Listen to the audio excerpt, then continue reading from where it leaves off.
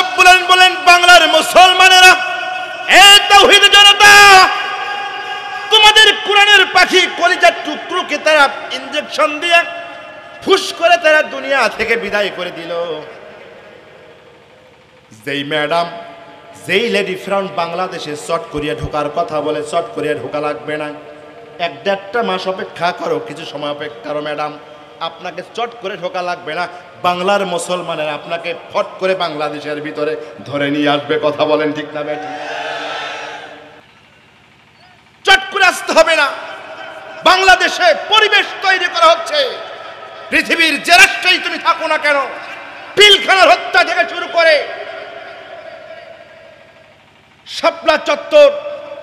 শাপলা চত্বর থেকে 5ই আগস্ট পর্যন্ত যতগুলো মানুষকে তুমি খুন করেছো, প্রতিটা মানুষের খুনের বদলাই বাংলার জমিনে বাংলার মুসলমানগণ তোমাকে নিয়ে নেবে।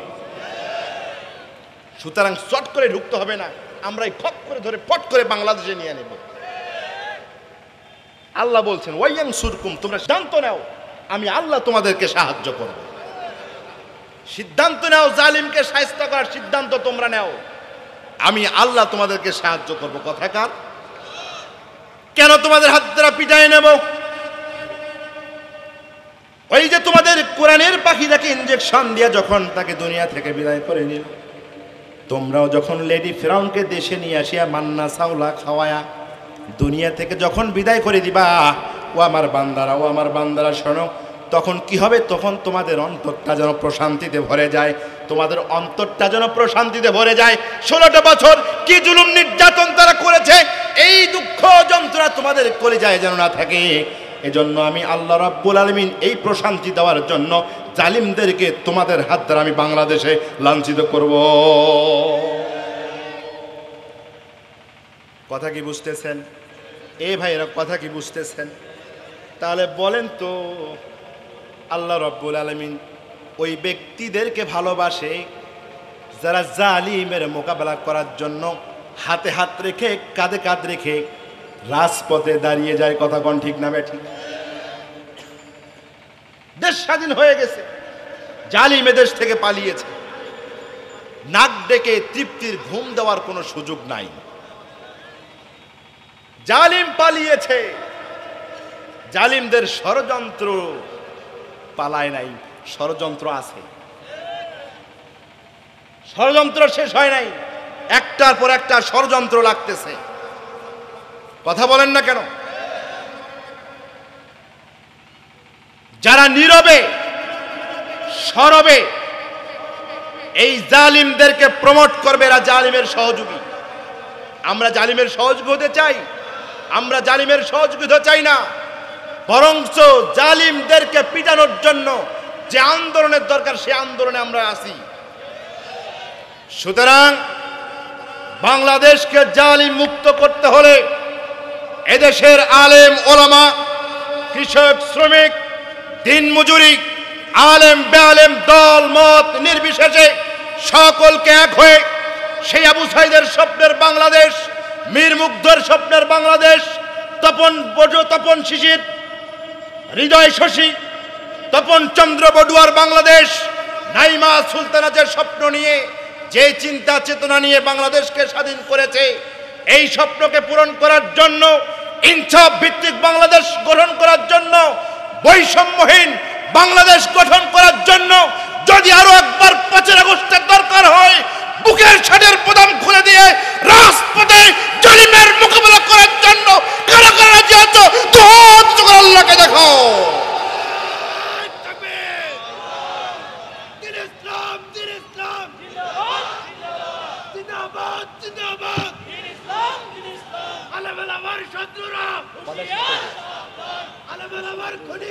শেষ করবো,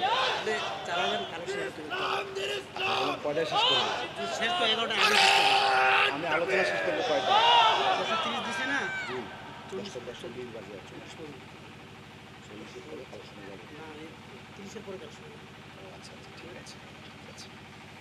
মাশাআল্লাহ, বলেন আল্লাহ তাআলা কবুল করুক। আর জোরে এখানে আমিন। আমাদের আজকের এই কণ্ঠটাকে জালিমের বাতিলের কলিজায় আগুন ধরিয়ে দেবে। কথা বলেন ঠিক না বেঠিক? আমরা আল্লাহকে বলবো কিয়ামতের ময়দানে, আল্লাহ জালিমদের সহযোগী আর হই নাই, এই সিদ্ধান্ত এই মঞ্চের ভিতরে নিয়েছি। মাহফিলে আসলাম আর মাহফিল শুনে চলে গেলাম, এটা হলে দেশ পরিবর্তন হবে না। বরং আজকের মাহফিলের প্যান্ডেল থেকে এই শহীদদের রক্তের দাগ এখনো মুছে যায়নি। আমার বাংলাদেশকে ইনসাফ ভিত্তিক বৈষম্যহীন বাংলাদেশ গড়ার জন্য নতুন করে দায়িত্ব আমাদের সবার উপর, কাদের উপর এসে পড়েছে। এই প্রতিজ্ঞা নিয়ে এখান থেকে ফিরে যেতে হবে। আল্লাহ কবুল করুক, জোরে বলেন আমিন। আর জোরে কেন আল্লাহুম্মা আমিন। ওয়াজ করার পাশাপাশি ওয়াশও করব। আজকে সাহায্য করা যাবে, ওয়াজ হবে সাথে সাথে ওয়াশ হবে। কি হবে? মগজকে আজকে ওয়াশ করে নিয়ে যেতে হবে। আমি যখন রংপুর হয়ে আসছিলাম, সেই ছোট্ট ভাইটার চেহারা আমার চোখের সামনে ভেসে উঠল।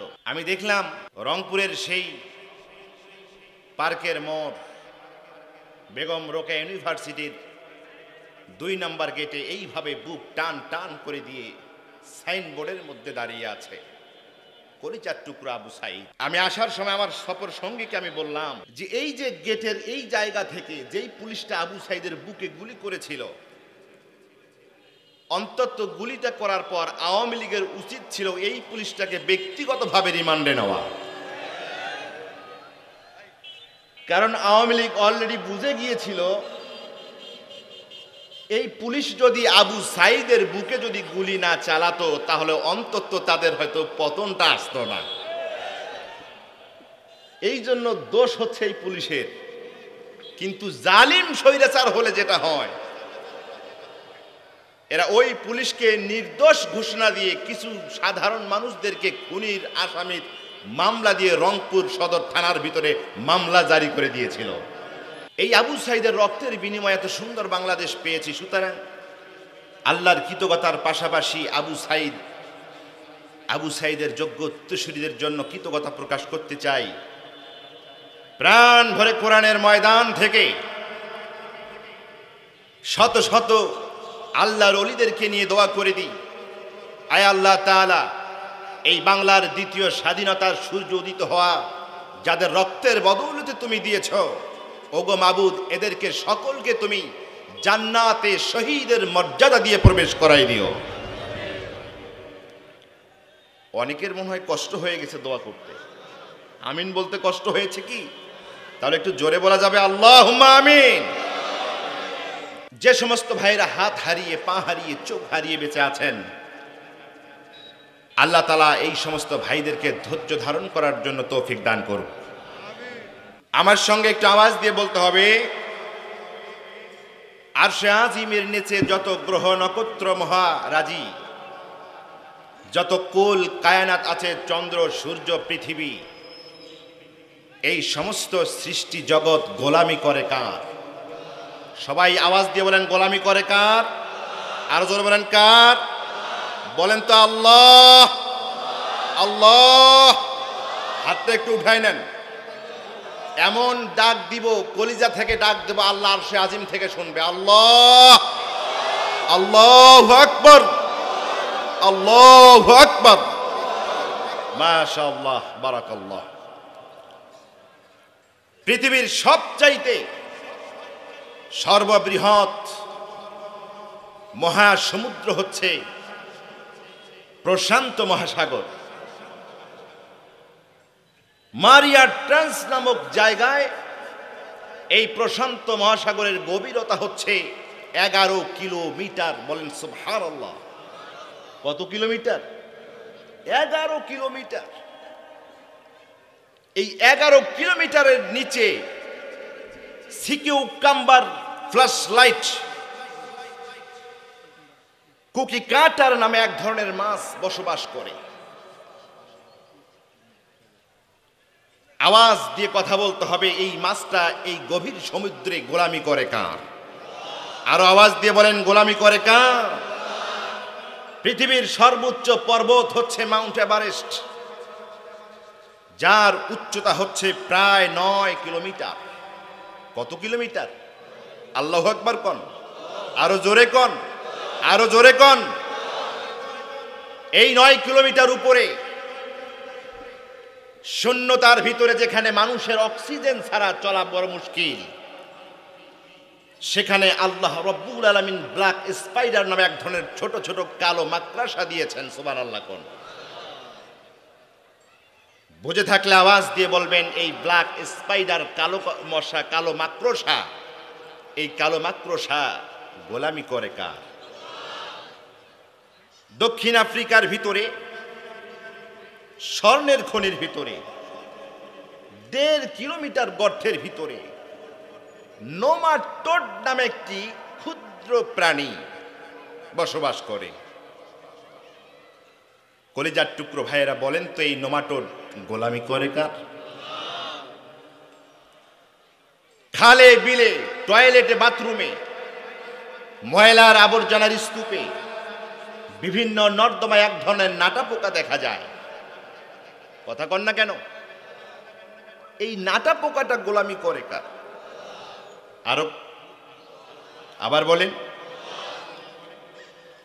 তার মানে এটা প্রমাণিত, এই মহা বিশ্ব জগতের ভিতরে আল্লাহর সকল সৃষ্টি গোলামি করে আল্লাহ সুবহানাহু ওয়া তাআলার। কথা বলেন ঠিক না ব্যাঠিক? তবে আশ্চর্যজনক বিষয় হচ্ছে, এই মহা সৃষ্টির ভিতরে মানুষই একমাত্র একটা সৃষ্টি, যেই সৃষ্টি আল্লাহর গোলামি করে না, আল্লাহর আইন লঙ্ঘন করে না। আল্লাহর আইন মানা তো দূরের কথা, বরঞ্চ আল্লাহর বিরুদ্ধে আইন পাশ করে আল্লাহর বিরুদ্ধে যুদ্ধ ঘোষণা করে। চিৎকার দিয়ে বলেন নাউযুবিল্লাহ। মানুষই একমাত্র একটা প্রাণী, যেই প্রাণী আল্লাহর আইন তো মানবেই না, বরঞ্চ আল্লাহর আইনের বিরুদ্ধে আইন পাশ করে। কথা কি খারাপ লাগতেছে? কথা খারাপ লাগতেছে? যেহেতু বিশ্বের সকল প্রাণী ইচ্ছায় অনিচ্ছায় আল্লাহ তাআলার গোলামি করে, সেহেতু আল্লাহ সুবহানাহু ওয়া তাআলা বিনা শর্তে, বিনা কন্ডিশনে সকল প্রাণীকে ভালোবাসেন। জোরে বলেন সুবহানাল্লাহ। কিন্তু সৃষ্টি জগতের ভিতরে মানুষই একমাত্র একটা প্রাণী, মানুষই একমাত্র একটা সৃষ্টি, যা আল্লাহ এই পৃথিবীর সকল মানুষকে ভালোবাসে। আল্লাহ তাআলা পৃথিবীর সকল মানুষকে ভালোবাসে না, বরঞ্চ আল্লাহ তাআলা পৃথিবীর কিছু মানুষকে ভালোবাসেন আর কিছু মানুষকে ঘৃণা করেন, অপছন্দ করেন। কথা কি বুঝতেছেন? যেহেতু মানুষই একমাত্র একটা প্রাণী, যেহেতু মানুষই একমাত্র একটা প্রাণী, যেই প্রাণী আল্লাহ তাআলার বিরুদ্ধাচরণ করে, আল্লাহর আইনের পরিবর্তে আইন তারা পাশ করে, আইন বানায়, যার কারণে আল্লাহ তাআলা এই জাতিটাকে সকলকে পছন্দ করে না, কিছু লোককে পছন্দ করে, আবার কিছু মানুষকে অপছন্দ করে। আল্লাহ তাআলা যাদেরকে ভালোবাসেন, এই মানুষগুলো সৌভাগ্যবান না দুর্ভাগা? কথা বলেন, সৌভাগ্যবান না দুর্ভাগা? আল্লাহ তাআলা আমাদের সকলকে সৌভাগ্যবান মানুষদের তালিকায় আল্লাহ তাআলা কবুল করুক। জোরে বলেন আমিন। সম্মানিত ভাইয়েরা আমার, আল্লাহ রাব্বুল আলামিন কোন শ্রেণীর মানুষগুলোকে ভালোবাসেন, আমি ব্যক্তিগতভাবে এই আলোচনাটা যখন নোট করি, তখন আমি কোরআনুল কারীম থেকে 10টা আয়াত পেয়েছি। আওয়াজ দিয়ে বলেন কয়টা আয়াত? 10টি আয়াত আমি পেয়েছি। এই 10টি আয়াতের ভিতরে আল্লাহ তাআলা 10টা চরিত্রের কথা বলেছেন, 10টা আমলের কথা বলেছেন। আল্লাহ বললেন, এই 10টা আমলের কোনো একটা আমল যে বান্দা করে, অথবা যে বান্দার চরিত্রে এই 10টা আমল পাওয়া যায়, আমি স্রষ্টা, আমি তোমার মনিব আল্লাহ সুবহানাহু ওয়া তাআলা ওই চরিত্রের বান্দাদেরকে খুব বড় বেশি ভালোবাসি। আওয়াজ দিয়ে বলেন সুবহানাল্লাহ। তাহলে কয়টা চরিত্র, কয়টা কাজ? এরপরে আল্লাহ রাব্বুল আলামিন কাদেরকে ভালোবাসে না, কাদেরকে পছন্দ করে না, এটা রিসার্চ করা শুরু করে দিলাম। কোরআনুল কারীম থেকে খুঁজে খুঁজে 16টা আয়াত পেলাম। এই 16টা আয়াতের ভিতরে 16টা চরিত্রের কথা আল্লাহ তাআলা বলেছেন, 16টা কাজের কথা বলেছেন। আল্লাহ রাব্বুল আলামিন 16টা আমলের মধ্যে 16টা কাজের ভিতরে আল্লাহ রাব্বুল আলামিন পরিষ্কার জানাই দিলেন, এই 16টি কাজের কোনো একটা কাজ যদি আমার গোলামের চরিত্রের ভিতরে পাওয়া যায়, গোলামের কাজের ভিতরে পাওয়া যায়, আমি আল্লাহ রাব্বুল আলামিন ওই গোলামকে ভালোবাসি না, বরঞ্চ ওই গোলামকে আমি অপছন্দ করি। কয়টা কাজ?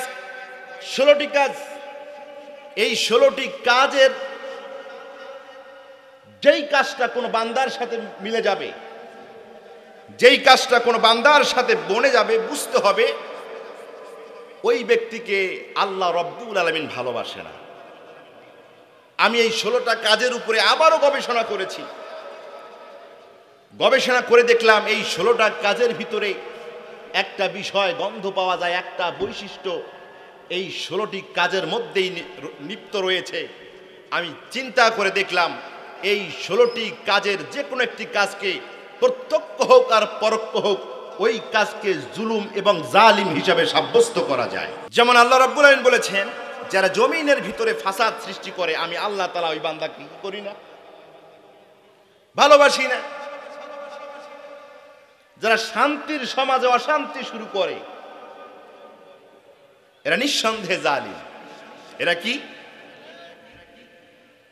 আল্লাহ রাব্বুল আলামিন অন্য আয়াতে বলেছেন, যারা আমানতের খেয়ানত করে আমি আল্লাহ তাআলা এই খেয়ানতকারীকে পছন্দ করি না। আমানতটা কি? অন্যের সম্পদ আমার কাছে থাকবে, অন্যের সম্পদ পাওয়ার পরে সেই সম্পদ যদি আমি তাকে না দেই, তাহলে আমি নিঃসন্দেহে, কথা বলেন নিঃসন্দেহে জালিম। আল্লাহ রাব্বুল আলামিন কুরআনুল কারীমের ভিতরে বলেছেন, যারা অপচয় করে, অপচয়কারীদেরকে আমি আল্লাহ তাআলা ভালোবাসি না। আমাদের অনেক দিনী ভাই, অনেক নামাজি ভাই দেখবেন মসজিদে যখন নামাজের জন্য যায়, উজু করার জন্য উজুখানায় চলে যায়, সেখানে গিয়ে এমন ভাবে ট্যাপের পানিটা ছেড়ে দেয়, পানি ধরে তো একটু আর পড়ে যায় মনে করেন অসংখ্য। এই পানিটুকু তোলার জন্য নিঃসন্দেহে পাম্প ব্যবহার করা হয়েছে। এই পাম্প চালাতে গিয়ে নিঃসন্দেহে বিদ্যুৎ খরচ হয়েছে। যেই ট্যাপটি আস্তে করে ছেড়ে দিয়ে পরিমাণ মতো পানি নিয়ে নিয়ে কাজ করা যায়, উজু করা যায়, আমরা এটা না করে এটা এমনভাবে উজুখানার ট্যাপটা ছেড়ে দেই যে পানি লাগে তো আমার 1 গ্লাস, পানি নষ্ট হয়ে যাচ্ছে 30 গ্লাস। এটা অপচয়। এটা কি? আল্লাহ বললেন, আমি অপচয়কারীকে পছন্দ করি, আমি অপচয়কারীকে পছন্দ করি না, আমি অপচয়কারীকে ভালোবাসি না। তো যে লোকটা অপচয়কারী, সে লোকটাও প্রত্যক্ষ হোক পরোক্ষ হোক সেও জালিম। সে কি? আওয়াজ দিয়ে কথা বলেন, সে কি? আল্লাহ রাব্বুল আলামিন কুরআনুল কারীমের 2 জায়গায় বললেন, আল্লাহু লা ইউহিব্বুজ জালিমিন, আমি আল্লাহ তাআলা কোন জালিমকেও ভালোবাসি না। চিৎকার দিয়ে বলেন নাউযু বিল্লাহ। তাহলে এই যে 16টা চরিত্রের মানুষ প্রত্যক্ষ এবং পরোক্ষভাবে জালিম, এই 16টা চরিত্রের মানুষদেরকে আল্লাহ তাআলা ভালোবাসে না, আল্লাহ তাআলা পছন্দ করে না। বুঝতে পেরেছেন? কথা বলেন না কেন? বুঝতে পেরেছেন? সম্মানিত ভাইয়েরা আমার, আল্লাহ রাব্বুল আলামিন এই যে 16টার চরিত্রের কথা বলেছেন, এই 16টা চরিত্রের কোনো একটা চরিত্র যদি কারো ভিতরে যদি খুঁজে পাওয়া যায়, আল্লাহ রাব্বুল আলামিন বললেন ওই বান্দাটা হলো জমিনের ভিতরে জালিম। আর আমি আল্লাহ রাব্বুল আলামিন জালিমদেরকে কখনো পছন্দ করি, কখনো পছন্দ করি না, কখনো ভালোবাসি না। যার কারণে আজকে এই মাহফিল থেকে এতটুকু চিনে যাব, বুঝে যাব, এই 16টা চরিত্রের কোন একটা চরিত্র আমার কাছে আছে না নাই। কথা বুঝতেছেন? আসলে আমি জালিম কিনা, জালিমের কর্মকাণ্ডগুলো আমার ভিতরে আছে কিনা, এটা জানার দরকার আছে না নাই? আচ্ছা একটু শোনাই দিই। জালিম হচ্ছে তারা যারা দিনের ভোট রাতে করে দিনের বেলায় প্রচার করে বেড়ায় আমরা জনগণের সরকার। কথা বলেন না কেন? এরকম রাতে ভোট দেওয়ার মতো জনশক্তি এখানে আছেন নাকি? থাকলে থাকেন, অন্তত ঠিক কথা তো বলবেন, কারণ এই কাজ তো আপনিই করেছেন। এই জন্য ঠিকের আওয়াজটা একটু বেশি হওয়া দরকার তার, উনি সাক্ষী। জালিম হচ্ছে তারা যারা মানুষদেরকে উন্নয়নের স্বপ্ন দেখিয়ে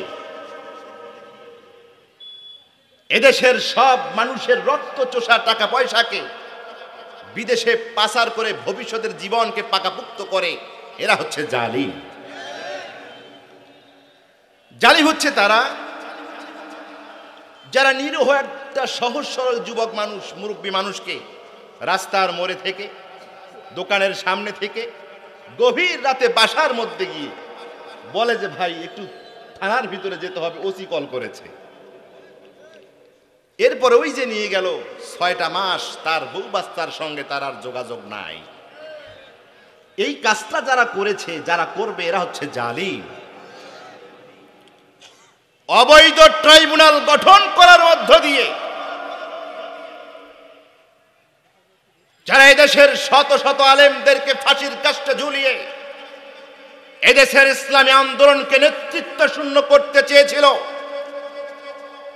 এদেশের মানুষের কলিজা থেকে ইসলামকে বের করার চেষ্টা করেছিল, আল্লাহ রাব্বুল আলামিন বলেন যদি এ ধরনের কোন কাজ বাংলার জমিনে কেউ করে থাকে, এই মুসলমানেরা শুনে রাখবা, এরা সাধারণ কেউ না, এরা আমার ভাষায়, আমার দৃষ্টিতে এরা হলো পাক্কা জালিম। যেই সংস্কারের আন্দোলনের মধ্য দিয়ে এই দেশের ভিতরে দ্বিতীয় স্বাধীনতার সূর্য উদিত হলো, যেই স্বপ্ন বাস্তবায়ন করার মধ্য দিয়ে এদেশ দ্বিতীয়বারের মতো স্বাধীন হয়ে গেল, এই স্বপ্ন, এই সংস্কারকে বৃদ্ধাঙ্গুল দেখিয়ে যারা জালিমের সাথে আতাত করে বাংলাদেশের মসনদে, বাংলাদেশের ক্ষমতায় যাওয়ার জন্য পায়তারা শুরু করেছে, বাংলার মুসলমানেরা জেনে রাখো, মনে রাখো, এরা আর কেউ নয়, এরা হলো পলাতক জালিমের যোগ্য উত্তরসূরি। কথা বলেন ঠিক না দেখে?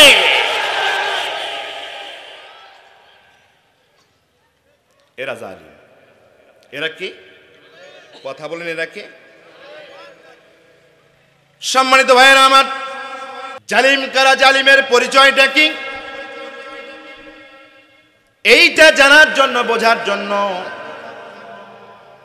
আজ থেকে শত শত বছর আগে প্রখ্যাত মুহাদ্দিস হযরত সুফিয়ান সাউরি রাহিমাহুল্লাহর কাছে একটু চলে যাই।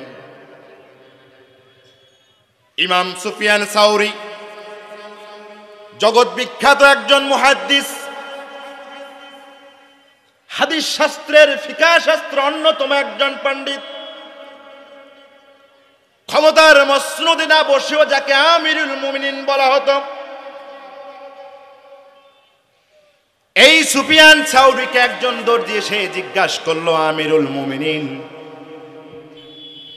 এই দেশের জালিম বাদশা আবু জাফর আল মানসুর, এই জামানার জালিম খলিফা আবু জাফর আল মানসুর, আমি হলাম ওনার রাষ্ট্রীয় একজন দর্জি, আমি দর্জির কাজ করি, কাপড় কাটার কাজ করি,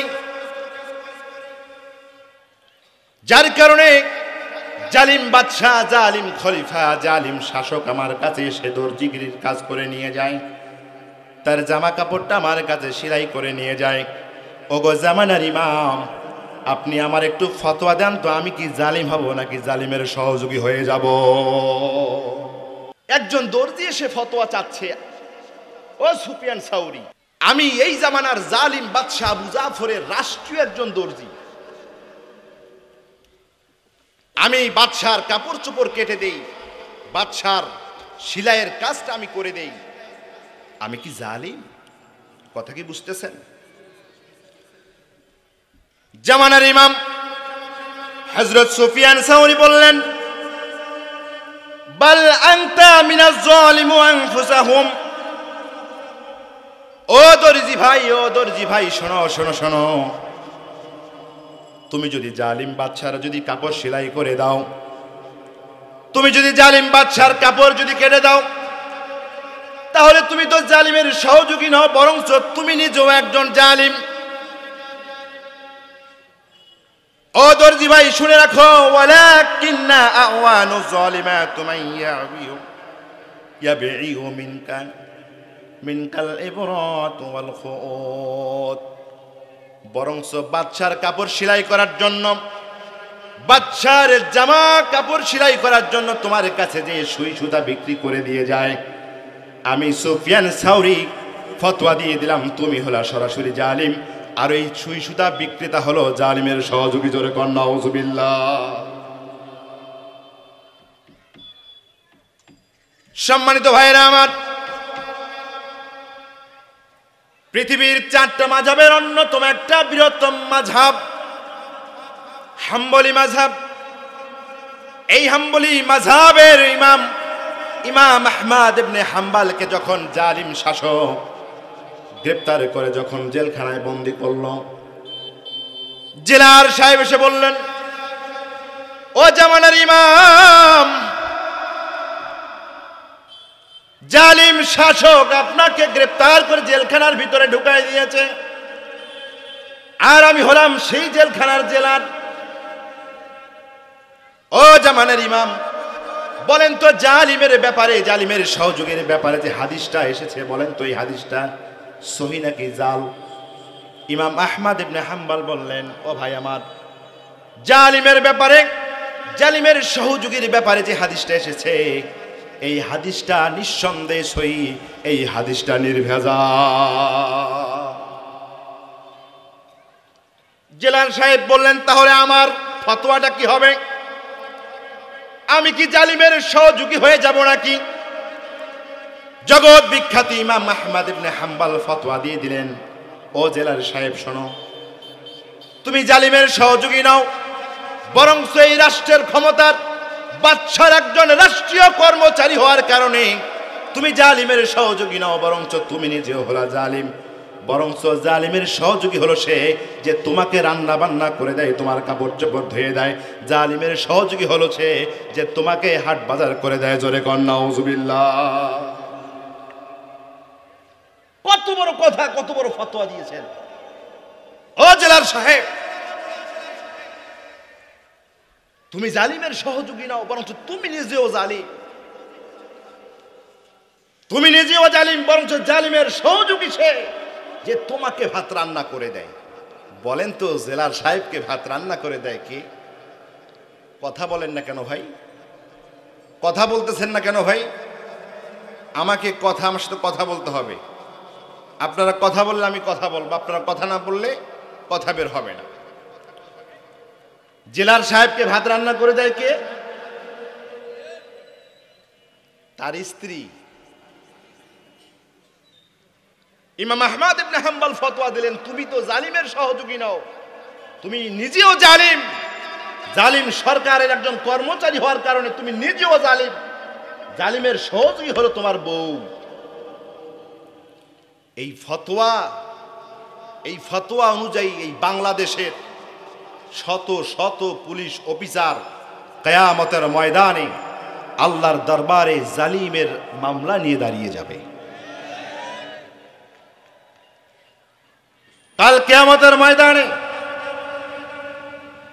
শত শত ডিসি এসপি জালিমের মামলা নিয়ে আল্লাহর দরবারে দাঁড়িয়ে যাবে।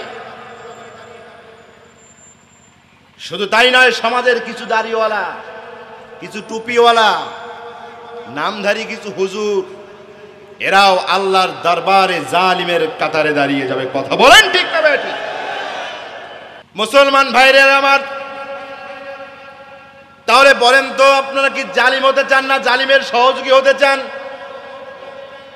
আমরা জালিম হতে চাই না, জালিমের সহযোগী হতে চাই না।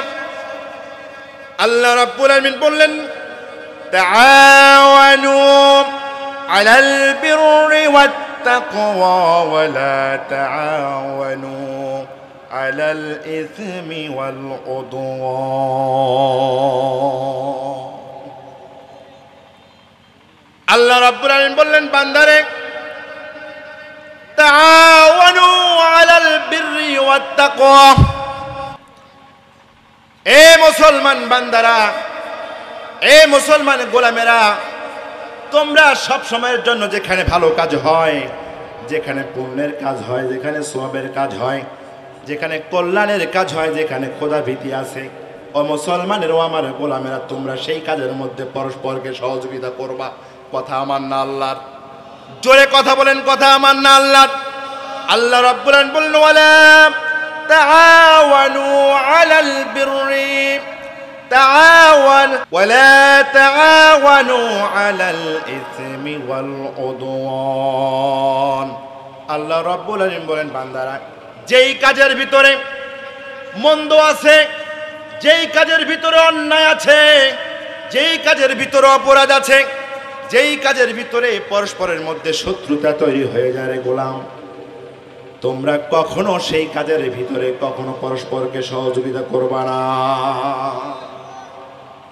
তার মানে জালিম হওয়া যাবে না, জালিমের সহযোগী হওয়া যাবে। এ মানুষ কথা বলেন, সহযোগী হওয়া যাবে। আল্লাহ রাব্বুল আলামিন বললেন, ওয়ালা তারকানু ইলাল্লাযীনা যালামু ফাতামাসসাকুমুন নার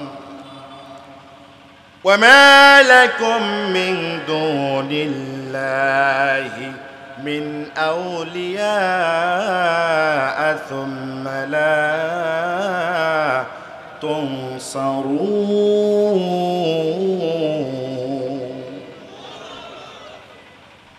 আল্লাহ রাব্বুল আলামিন বললেন, বান্দারে, ওয়ালা তারকানু, এ গোলামেরা, আল্লাযীনা যালামু, জমিনের ভিতরে যারা জালিম ছিল, জমিনের ভিতরে যারা জালিম, জমিনে যারা জুলুম করে, যারা জালিম, ওই জালিমদের উপরে কখনো তোমরা কোনো সময়ের জন্য তাদের উপরে মায়া মহব্বত তৈরি করবা না। কথা কার? জোরে আওয়াজ দিয়ে বলেন, কথা কার? আল্লাহ রাব্বুল আলামিন বললেন, জালিমদের উপরে কখনো তোমাদের হৃদয়ের ভিতরে যেন প্রেম ভালোবাসা যেন উদ্রেক না হয়ে যায়, জালিমদের উপরে যেন মহব্বত তৈরি তোমাদের না হয়ে যায়। জালিম হওয়া যাবে না, জালিমের সহযোগী হওয়া যাবে না। শুধু তাই নয় রে বান্দা, তাই নয়, আল্লাহ রাব্বুল আলামিন বললেন, জালিম যারা জুলুম করেছে জমিনের উপরে, যারা জালিম, তুমি যদি আমার মুমিন হও, আমার বান্দা যদি হও, আমার বিশ্বাসী যদি হও, তাহলে আমি আল্লাহ রাব্বুল আলামিন বলে দিলাম, ইমানদার হওয়ার কারণে দেশের ভিতরে, জনপদের ভিতরে যারা জুলুম করেছে, পশ্চিম কালেও তাদের জন্য হৃদয়ের ভিতরে ভালোবাসা তৈরি করা যাবে। কারণ যারা পৃথিবীতে জুলুম করেছে, পৃথিবীতে যারা জালিমের পথটা বেছে নিয়েছে, আল্লাহ রাব্বুল আলামিন বললেন, ফাতামাসসাকুমুন নার,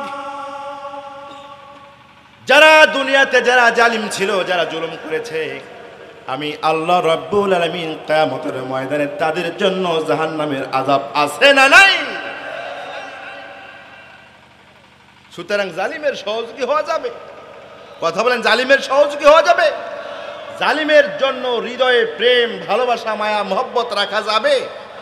পালিয়েছে, আবার চলে এসেছে। সুতরাং একটু প্রেম ভালোবাসা বাড়ানো দরকার। কথা বলেন না কেন? আমরা জালিম হতে চাই না, জালিমের সহযোগী হতেও চাই না। জালিমের সহযোগী হতে চান? জালিম হতে চান? কথা কি বুঝতেছেন? যেহেতু আমরা জালিম হতে চাই না, জালিমের সহযোগী হতে চাই না, এর কারণ হচ্ছে আমাদেরকে মনে রাখতে হবে, আগামীর বাংলাদেশ কোন জালিম শাসকের বাংলাদেশ নয়। আগামীর বাংলাদেশ টুপিওয়ালাদের বাংলাদেশ, আগামীর বাংলাদেশ দাড়িওয়ালাদের বাংলাদেশ, আগামীর বাংলাদেশ নামাজিওয়ালাদের বাংলাদেশ, আগামীর বাংলাদেশ তাবলীগ জামাতের বাংলাদেশ, আগামীর বাংলাদেশ খেলাফত মজলিসের বাংলাদেশ, আগামীর বাংলাদেশ চরমনাই হুজুরের বাংলাদেশ, আগামীর বাংলাদেশ ইসলামী ঐক্যজোটের বাংলাদেশ, আগামীর বাংলাদেশ হেফাজত ইসলামের বাংলাদেশ, আগামীর বাংলাদেশ বাংলাদেশ জামাত ইসলামের বাংলাদেশ। কথা বলেন ঠিক না বেঠে?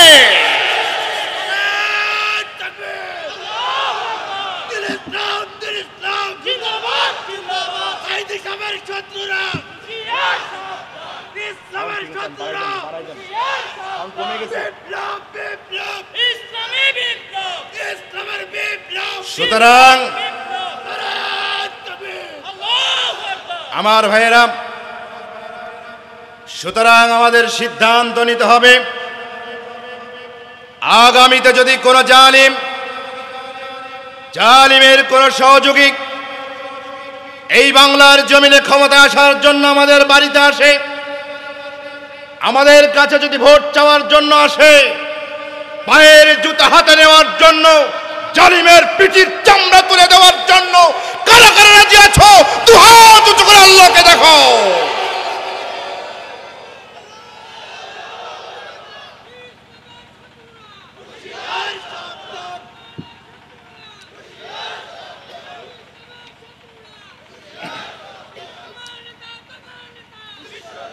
সম্মানিত ভাইয়েরা আমার, আল্লাহ রাব্বুল আলামিন বললেন, যারা জমিনের উপরে যারা জুলুম করে, যারা জালিম, আমি আল্লাহ তাদেরকে ভালোবাসি না। আল্লাহ রাব্বুল আলামিন জমিনের উপরে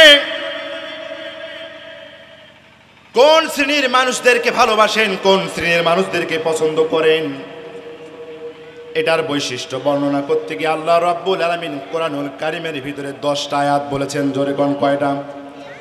এই মুসলমান কথা বলেন, কয়টা?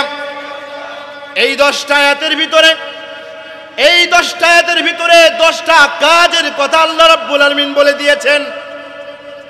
আল্লাহ রাব্বুল আলামিন বললেন, এই 10টা কাজের কোনো একটা কাজ যদি বান্দা তোমার চরিত্রের ভিতরে যদি থাকে, চরিত্রের ভিতরে যদি পাওয়া যায়, আমি আল্লাহ রাব্বুল আলামিন বলে দিলাম, আমি আল্লাহ রাব্বুল আলামিন ওই বান্দাকে বড় ভালোবাসি। জোরে কোন সুবহানাল্লাহ। আমার ভাইয়েরা, এই 10টা কাজকে রিসার্চ করতে গিয়ে সবচাইতে যেই কাজটা আমাকে সবচাইতে বেশি গুরুত্বপূর্ণ মনে হয়েছে, এই 10টা কাজের ভিতরে সবচাইতে বড় আমল, সবচাইতে বড় কাজ, এই কাজটার কথা আল্লাহ রাব্বুল আলামিন বলে দিয়েছেন, বান্দারে তোমরা যদি এই কাজটা যদি করো, আমি আল্লাহ রাব্বুল আলামিন এই কাজটা করার কারণে আমি আল্লাহ রাব্বুল আলামিন তোমাদেরকে খুব বড় ভালোবাসি, খুব বড় পছন্দ করি। 10টা কাজের ভিতরে সর্ববৃহত্তম একটা বড় কাজ জানার দরকার আছে না নাই? কথা বলেন, জানার দরকার আছে না নাই? এ মুসলমান, জোরে কথা কোন, জানার দরকার আছে না নাই? আল্লাহ রাব্বুল আলামিন বললেন, ইন্নাল্লাহা ইউহিব্বুল্লাযীনা ইউকাতিলুনা ফী সাবিলিহি সাফফান কাআন্নাহুম বুনয়ানুম মারসূস।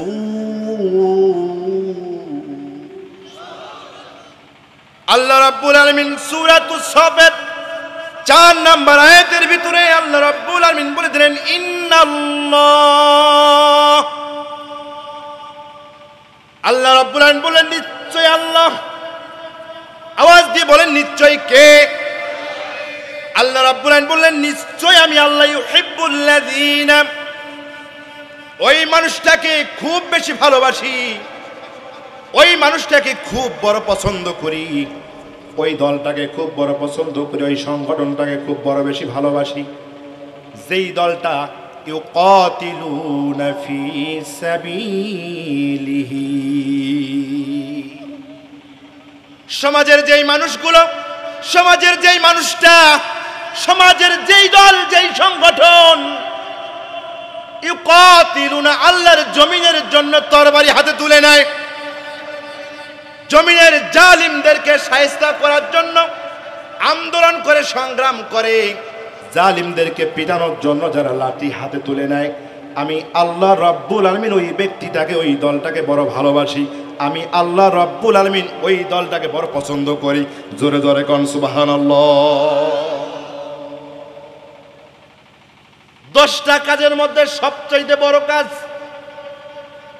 আল্লাহ রাব্বুল আলামিন বললেন, জমিনের ভিতরে যারা আমার রাস্তায় দ্বীন কায়েম করার জন্য যারা লড়াই করে, সংগ্রাম করে, যেই দলটা এই কাজটা করে, যেই ব্যক্তিরা এই কাজটা করে, বান্দারে তোমরা তারে না ভালোবাসতে পারো, তোমরা তারে রাজাকার বলতে পারো, তোমরা তাকে মৌলবাদী বলতে পারো, তোমরা তাকে জঙ্গি বলতে পারো, কিন্তু আমি আল্লাহ রব্বুল আলামিন বলে দিলাম, আমি আল্লাহ রব্বুল আলামিন ওই বান্দাকে, ওই দলটাকে বড় বেশি ভালোবাসি।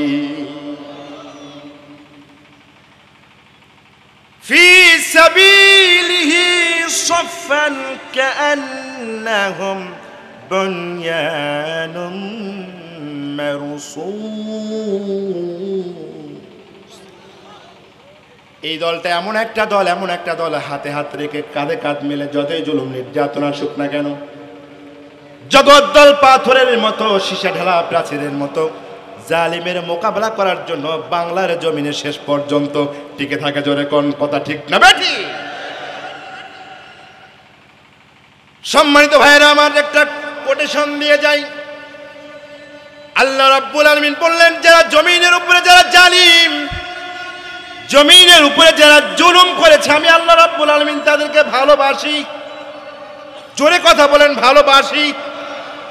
আল্লাহ রাব্বুল আলামিন বললেন, যারা জমিনের উপরে যারা জালিম, আমি আল্লাহ রাব্বুল আলামিন তাদেরকে ভালোবাসি না। আবার এই সূরাতুস সফের ভিতরে আল্লাহ রাব্বুল আলামিন বলে দিলেন, এই জালিমদেরকে যারা শায়েস্তা করে, জালিমদেরকে পিটানোর জন্য যারা হাতের মধ্যে লাঠি তুলে নেয়, আমি আল্লাহ রাব্বুল আলামিন ওই ব্যক্তিটারে, ওই দলটারে বড় ভালোবাসি। জোরে কোন সুবহানাল্লাহ। আল্লাহ রাব্বুল আলামিন বললেন, যারা জমিনের ভিতরে জালিমদেরকে দাবাড়ি দেয়, জালিমদের মোকাবেলা করে, আমি আল্লাহ রাব্বুল আলামিন ওই জালিমদের মোকাবেলা যারা করলে তাদেরকে বড় ভালোবাসি। যদি আল্লাহ ভালোবাসার লোকদের দলের ভিতরে যদি আপনি হতে চান, যদি আপনি যেতে চান, বলেন তো জালিমদেরকে পেটন দেওয়ার দরকার আছে না নাই? জালিমদেরকে পিটাইতে হবে, কথা আমার না আল্লাহ। জালিমদেরকে দাবাড়ি দিতে হবে, জালিমদের মোকাবেলা করতে হবে, আল্লাহ রাব্বুল আলামিনের কথা আমার কথা না। কারণ আল্লাহ রাব্বুল আলামিন কোরআনুল কারীমের ভিতরে বলে দিয়েছেন, যারা জমিনের উপরে যারা জুলুম করে, যারা জালিম, আমি আল্লাহ রাব্বুল আলামিন ওই জালিমদের উপরে মামলা দায়ের করে দিই, আমি তাদেরকে শাস্তি দেই, তাদেরকে আমি পিটাই নেই। আমি আল্লাহ রাব্বুল আলামিন পিটাই না, যাদেরকে জুলুম করা হয়েছে, যারা মুসলমান, যারা মুমিন, আমি আল্লাহ রাব্বুল আলামিন এই মুসলমান মুমিনদের দ্বারা জালিমদেরকে পিটাই নেই। জোরে কোন সুবহানাল্লাহ। আল্লাহ রাব্বুল আলামিন বলছেন, কাতিলুহুম ইউআযিবুহুমুল্লাহু বিআইদিকুম ওয়া ইউখযীহিম ওয়া ইয়ানসুরুকুম আলাইহিম ويشفي صدور قوم مؤمنين। আল্লাহ রাব্বুল আলামিন বললেন সূরাতুত তাওবা 14 নম্বর আয়াতের ভিতরে আল্লাহ রাব্বুল আলামিন বললেন, কাতিলুহুম, এ মুসলমানেরা, এ মুমিনেরা, এ বাংলার 16 কোটি জনগণেরা, তোমরা যুদ্ধ করবে, লড়াই করবে। কেন তোমরা যুদ্ধ করবে, লড়াই করবে? ইউআযিবুহুমুল্লাহ, আমি আল্লাহ রাব্বুল আলামিন বিগত 16টা বছর তোমাদের উপরে যারা জুলুম করেছে, বিগত 16টা বছর 14 দল বাদ দিয়া যত দল ছিল সবাই কি কথা কন না করে ভাই? কোন জায়গায় ওয়াজ করার জন্য আসলাম বুঝি না, এতগুলা মানুষ কথা বলতেছেন। বিগত 16টা বছর 14 দল বাদ দিয়া বাকি যত দল আছে সবাই জালিম না মাজলুম? কথা বলেন, জালিম না মাজলুম? আল্লাহ রাব্বুল আলামিন বললেন, এই বাংলার জমিনে 16টা বছর যা তোমাদের উপরে জুলুম করেছে, আমি আল্লাহ রাব্বুল আলামিন তাদের ভিতরে মামলা দায়ের করে দিয়েছি। আবু সাঈদের মাধ্যমে মামলা দায়ের করে দিয়েছি, ফয়সালা নিয়েছি। আমি এই জালিমদেরকে পাকড়াও করব, জালিমদেরকে আমি শাস্তি দেব। আমি আল্লাহ রাব্বুল আলামিন নিজে জালিমদেরকে শাস্তি দেব না, বরং আল্লাহ রাব্বুল আলামিন বললেন, বিআইদিকুম, তোমাদের হাত দ্বারা, বিআইদিকুম, মুসলমান তোমাদের হাত দ্বারা, ও মাজলুম বান্দারা, তোমাদের হাত দ্বারা আমি জালিমদেরকে পিটায় নেব। কথা আমার না আল্লাহ? আস্তে কোন, কথা আমার না আল্লাহ? এ বান্দারা, শুধু পিটাই নেব না, শুধু পিটাই নেব না, ওয়াইয়াখুযিহিম, আমি বাংলার জনপদ তাদেরকে লাঞ্ছিত করে ছাড়বো যারা জুলুম করেছে। কথা আমার না আল্লাহ? এই মুসলমান জোরে কথা বলেন, কথা আমার না আল্লাহ? আল্লাহ রাব্বুল আলামিন বললেন 16টা বছর তারা জুলুম করেছে রে বান্দা, আমি আল্লাহ রাব্বুল আলামিন আবু সাইদের মাধ্যমে তাদের জন্য মামলা করে দিয়েছি, কবরের শেষে মামলা দায়ের হয়ে গেছে। সুতরাং আমি বাংলার জালিমদেরকে বিচারের আওতায় নিয়ে আসতে চাই, বিচারের আওতায় নিয়ে আসতে চাই। শুধু তাই নয়, বরঞ্চ বাংলার জমিনের উপরে তাদেরকে আমি লাঞ্ছিত করে ছাড়বো। কথা আল্লাহ বলেন তো, জালিমেরা বর্তমান সম্মানিত না লাঞ্ছিত? আস্তে কোন শুনে যাবে। বিগত 16টা বছর যত আলেমেরা জেলখানায় ছিল, কোনোদিন কোনো আলেম মুরগির পচা ডিমের ঢেল খায় নাই। কথা কয় না। কোনোদিন কারো বিসি ছিঁড়ে যায় নাই। কিন্তু আপনার যে বিসি নাই, এটা বাংলাদেশের সকল নারী পুরুষ জেনে গেছে। এই অপমানের জায়গায় বসিয়েছেন কে? ওরা যখন চতুর্দিক থেকে সারি ধরে যায়, মনে হয় বানরগুলো যাইতেছে। সম্মানিত অপমানিত? কথা কন, সম্মানিত না অপমানিত? জালিমের অপমানিত। মনে হয় এই আয়াতটা যখন আমি পড়েছি, যখন নোট করেছি, আমার মনে হয়েছে এই 2024-এর জন্য আল্লাহ তাআলা এই নগদ বুঝে এই আয়াতটা আমাদের জন্য নাজিল করে দিয়েছে। আল্লাহ রাব্বুল আলামিন বললেন, ওয়ায়ানসুরকুম আলাইহিম। ও বান্দা, আমি মামলা দিয়েছি জালিমের উপরে, মামলা দিয়ে ফেলেছি, তোমরা হাত দিয়ে শাস্তি দিবা। জমিনের উপরে তাদের বিচার করব, তাদেরকে লাঞ্ছিত করব।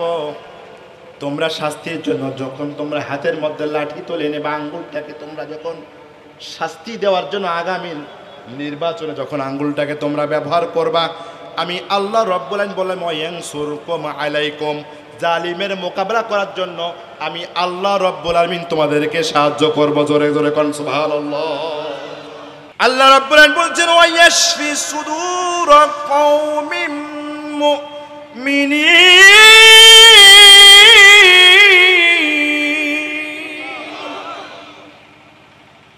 আল্লাহ রাব্বুল আলামিন বলেন, বান্দারা, জালিমদেরকে কেন তোমাদের হাত দ্বারা আমি পিটাই নেব? কেন তোমাদের মাধ্যমে জালিমদেরকে শাস্তি দেব? তোমাদের হাত দ্বারা কেন পিটাই নেব রে বান্দা? আমার ভাইয়েরা একটু ভালো করে শোনেন। যারা আল্লামা দেলাওয়ার হোসেন সাইদি রহিমাল্লাহকে সুস্থ মানুষটাকে চিকিৎসার নাম করে যখন হাসপাতালে নিল, কত সুন্দর একটা না হাসি দিল জাতির উদ্দেশ্যে। কোরআনের পাখি কত সুন্দর একটা হাসি দিয়ে দিল, মুস্কি হাসি দিল, হাত নাড়ায় বাংলার জনগণকে বিজয়ের বার্তা দিয়ে দিল। কথা বলেন ঠিক না বেঠিক? কিন্তু জালিমেরা বুঝতে পারলো একে ছেড়ে দেওয়া যাবে না, যার কারণে ইনজেকশন দিয়ে তার দুনিয়া থেকে বিদায় করে দিল।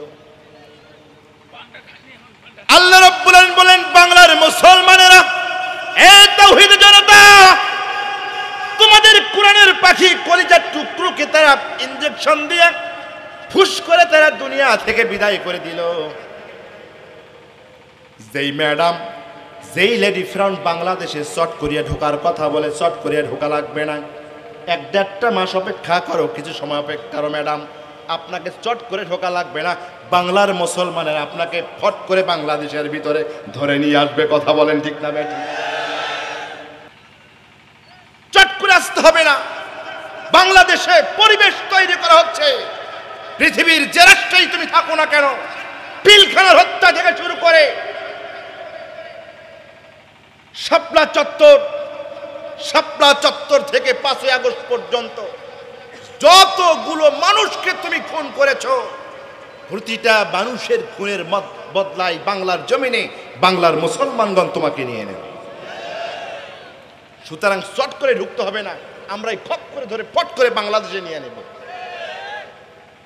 আল্লাহ বলছেন, ওয়ায়ানসুরকুম, তোমরা সিদ্ধান্ত নাও, আমি আল্লাহ তোমাদেরকে সাহায্য করব। সিদ্ধান্ত নাও, জালিমকে শায়েস্তা করার সিদ্ধান্ত তোমরা নাও, আমি আল্লাহ তোমাদেরকে সাহায্য করব। কথা কার? কেন তোমাদের হাত দ্বারা পিটাই নেব?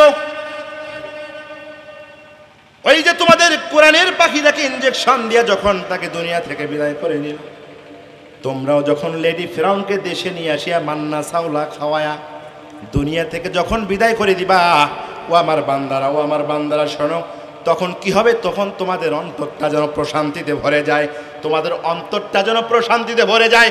16টা বছর কি জুলুম নির্যাতন তারা করেছে, এই দুঃখ যন্ত্রণা তোমাদের কলিজায় যেন না থাকে।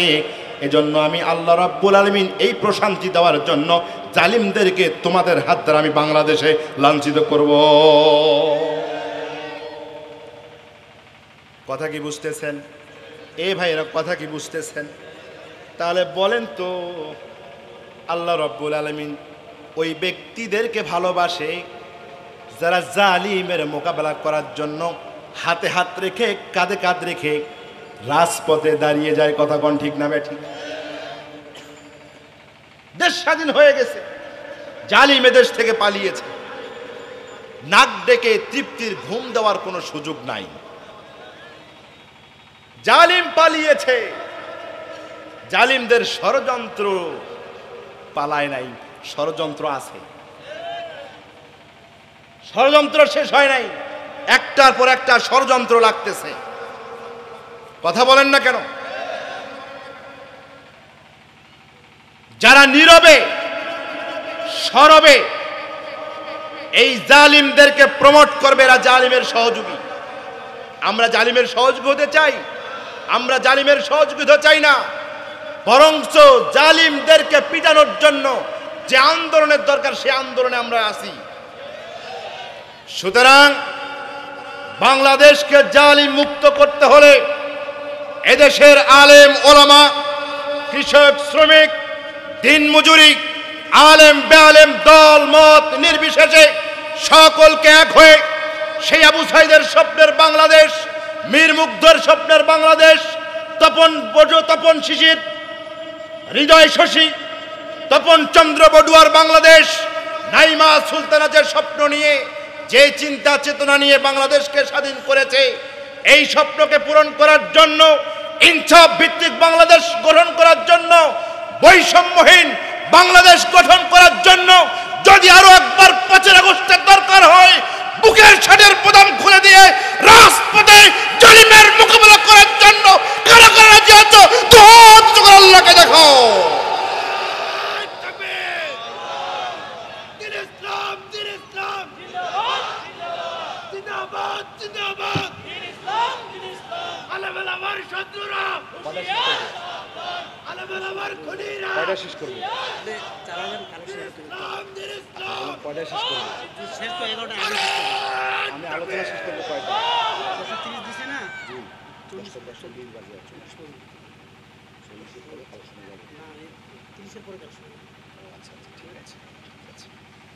মাশাআল্লাহ, বলেন আল্লাহ তাআলা কবুল করুক। আর জোরে কেন আমিন। আমাদের আজকের এই কণ্ঠটাকে জালিমের বাতিলের কলিজায় আগুন ধরিয়ে দেবে। কথা বলেন ঠিক না ব্যাটি? আমরা আল্লাহকে বলবো কিয়ামতের ময়দানে, আল্লাহ জালিমদের সহযোগী আর হই নাই, এই সিদ্ধান্ত এই মঞ্চের ভিতরে নিয়েছি। মাহফিলে আসলাম আর মাহফিল শুনে চলে গেলাম, এটা হলে দেশ পরিবর্তন হবে না। বরং আজকের মাহফিলের প্যান্ডেল থেকে এই শহীদদের রক্তের দাগ এখনো মুছে যায়নি। আমার বাংলাদেশকে ইনসাফ ভিত্তিক বৈষম্যহীন বাংলাদেশ গড়ার জন্য নতুন করে দায়িত্ব আমাদের সবার উপর, কাদের উপর এসে পড়েছে। এই প্রতিজ্ঞা নিয়ে এখান থেকে ফিরে যেতে হবে। আল্লাহ কবুল করুক, করে বলেন আমিন। আর জোরে কেন আল্লাহুম্মা আমিন। বিসমিল্লাহির রাহমানির রাহিম। لقد كان لكم في رسول الله أسوة حسنة لمن كان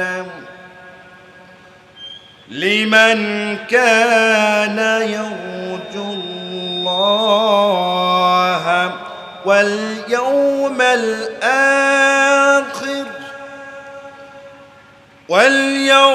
الآخر وذكر الله كثيرا।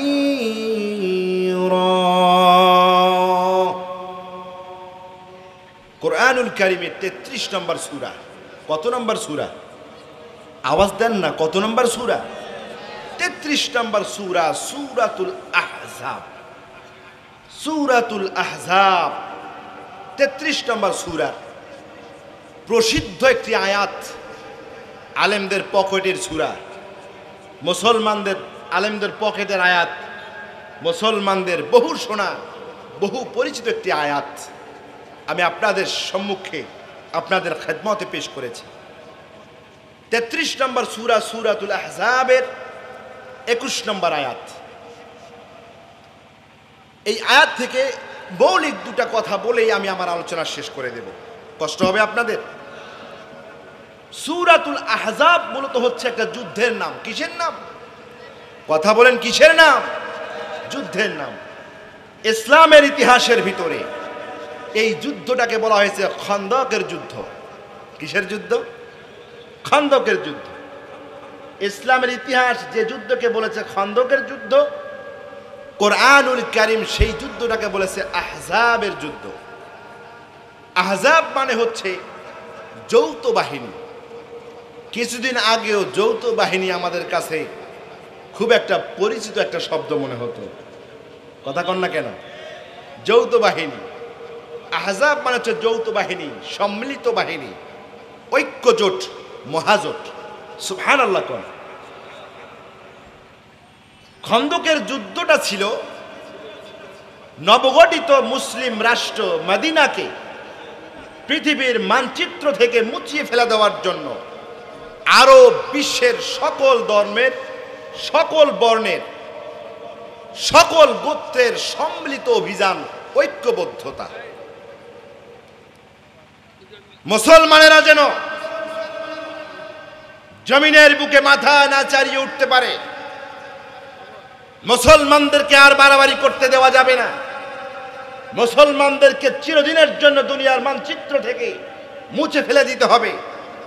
এজন্য আরব বিশ্বের সমস্ত দলপতিরা, সমস্ত গোত্রপতিরা সম্মিলিতভাবে একটা বাহিনী গঠন করেছিল মুসলমানদেরকে শেষ করে দেওয়ার জন্য, মুসলমানের রাষ্ট্রকে শেষ করে দেওয়ার জন্য।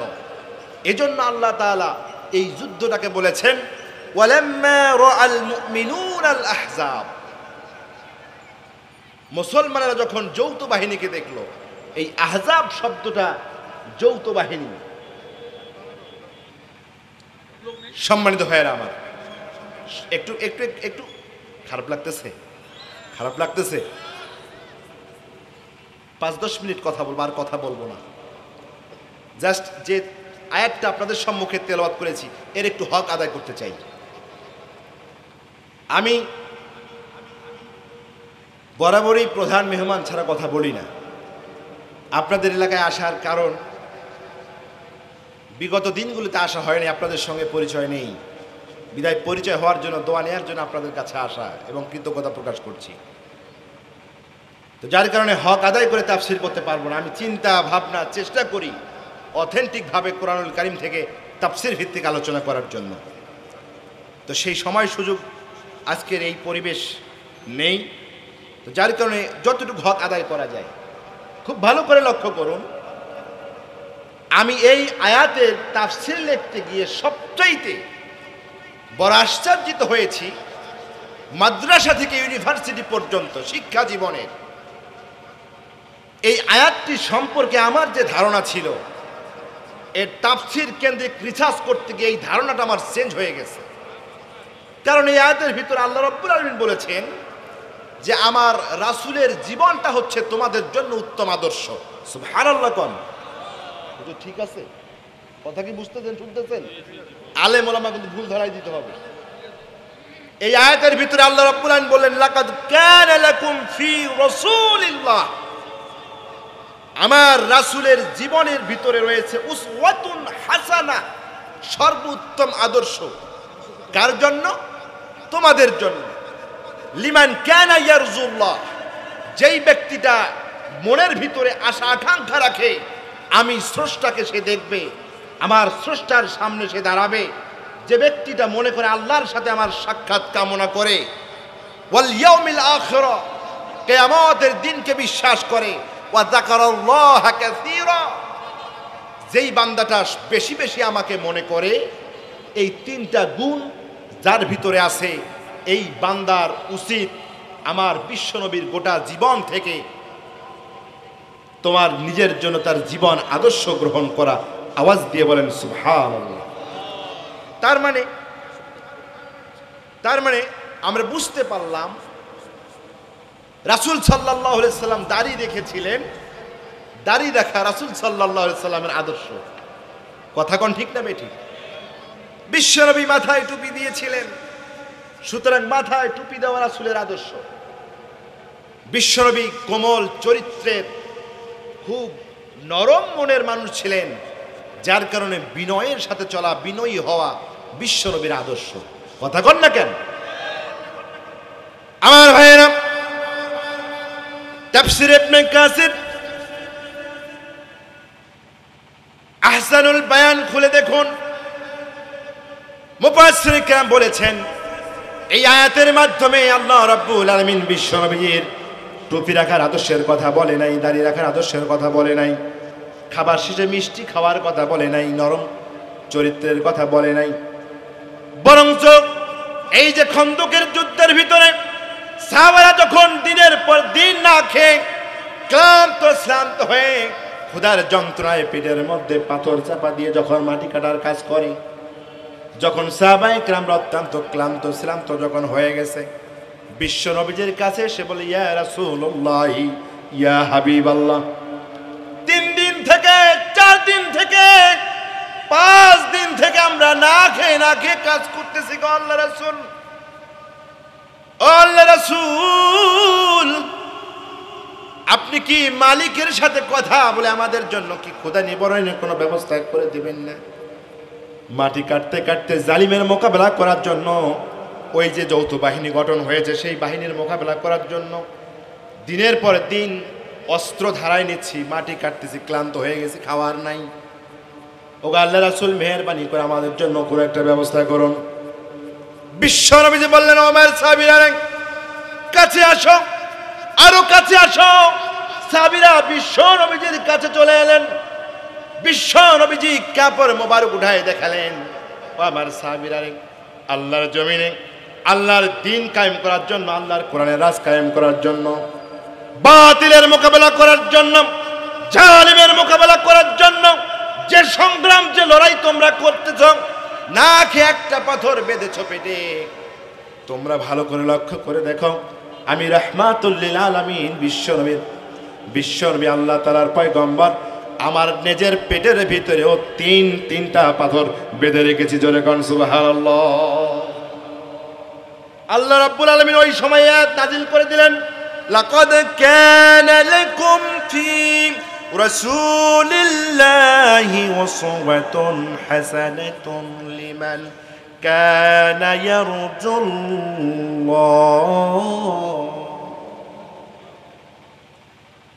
ইয়ারজুল্লাহ ওয়াল ইয়াওমাল আখির ওয়া যাকারাল্লাহ কাসীরা।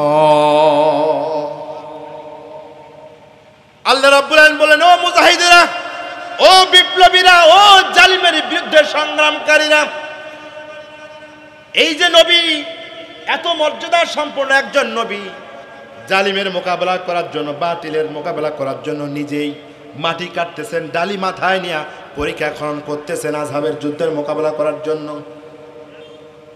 নিজের শত্রুর মাইর খাইতেছেন, নিজে ক্লান্ত হচ্ছে, নিজে ক্ষুধার্ত আছেন। ও বিশ্বের মানুষেরা, আমার বান্দারা, এই আদর্শগুলো তোমাদের জন্য উত্তম আদর্শ। জোরে কোন সুবহানাল্লাহ। এই আদর্শই তোমাদের জন্য উত্তম আদর্শ। সুবহানাল্লাহ। এই আয়াত নাজিল হয়েছে যুদ্ধের আদর্শ, বাতিলের সাথে মোকাবেলা করার আদর্শ, আল্লাহর পথে দ্বীন কায়েমের যে আদর্শ, রাসূলের যে ত্যাগ তিতিক্ষা, যে ধৈর্য, যে বীরত্ব, যেই প্রভাব প্রবৃত্তি বিশ্বনবী স্থাপন করেছেন, ও আমার বান্দারা, এই আদর্শ দ্বীন কায়েমের জন্য, জালিমের মোকাবেলা করার জন্য, এই আদর্শ তোমাদেরকে আগে গ্রহণ করতে হবে। কথা বলেন ঠিক না বেঠ? দাড়ি রাখা, মিষ্টি খাওয়ার কথা বলে না, তবে হ্যাঁ, ইসলামের মূলনীতি অনুযায়ী, ইসলামের উসুল অনুযায়ী যখন কোন একটি বিধান, কোন একটা বিষয়কে কেন্দ্র করে নাজিল হয়ে যায়, ওই আয়াতটা, ওই বিধানটা ওই বিষয়ের জন্য প্রযোজ্য থাকে না, বরঞ্চ তামাম বিষয়কে ওই বিধানের আওতায় নিয়ে আসা হয়। আওয়াজ দিয়ে বলেন সুবহানাল্লাহ। যেহেতু বললেন রাসূলের জীবনেই রয়েছে উত্তম আদর্শ, তার মানে শুধু যুদ্ধের সময়ে নাজিল হলেও ওই সময়টুকু না, বরঞ্চ বিশ্বনবীর জন্ম থেকে মৃত্যু পর্যন্ত, নবুয়তের আগে কিংবা নবুয়তের পরে গোটা জীবনটাই আমাদের জন্য আদর্শ। আওয়াজ দিয়ে কোন সুবহানাল্লাহ। কোন নেতা আমাদের জন্য আদর্শ? কথা বলেন, কোন নেতা কি আমাদের জন্য আদর্শ? কথা বলেন না কেন? মাও সেতুং আমাদের আদর্শ, মহাত্মা গান্ধী আমাদের আদর্শ, লেনিন, কার্ল মার্কস আমাদের কি আদর্শ? Vladimir Putin, Joe Biden, Narendra Modi এরা কি আমাদের আদর্শ? বঙ্গবন্ধু শেখ মুজিবুর রহমান, শহীদ জিয়াউর রহমান, মাওলানা ভাসানী, অধ্যাপক গোলাম আজম রহিমাল্লাহু, ইসলামী আন্দোলনের অগ্রদূত আল্লামা মওদুদী রহিমাল্লাহু, এরা কি আমাদের আদর্শ? আমাদের আদর্শকে বিশ্বনবী, আমাদের আদর্শকে বিশ্বনবী, ইনি আমাদের আদর্শ, ইনি আমাদের নেতা। আল্লাহ তাআলা আমাদের সকলকে বিশ্ব নবীজির আদর্শে উজ্জীবিত হয়ে আমাদের জীবনের বাকি দিনগুলো পরিচালনা করার তৌফিক দান করুক, জোরে বলেন আমিন। এবং সকলকে দল মত নির্বিশেষে আমরা যারা মাজলুম, 14 দল বাদ দিয়ে আমরা বাকি যে দলগুলো ছিলাম সবাই আমরা মাজলুম। আল্লাহর ওয়াদা হচ্ছে এই মাজলুমের দ্বারায় জালিমের বিচার করাবে এবং মাজলুমকেই ক্ষমতায় বসাবে, ওয়াদা আল্লাহর কোরআনুল কারীমের ভিতরে আছে। সুতরাং বাংলার দেশের ক্ষমতায় যাওয়ার পরে শহীদের স্বপ্নে উজ্জীবিত হয়ে তাদের ত্যাগ তিতিক্ষাকে যথাযথ মূল্যায়ন করে আমাদের বাংলাদেশটাকে ইনসাফ ভিত্তিক বৈষম্যহীন আবু সাইদের বাংলাদেশ হিসাবে আল্লাহ তাআলা কবুল করুক, জোরে বলেন আমিন।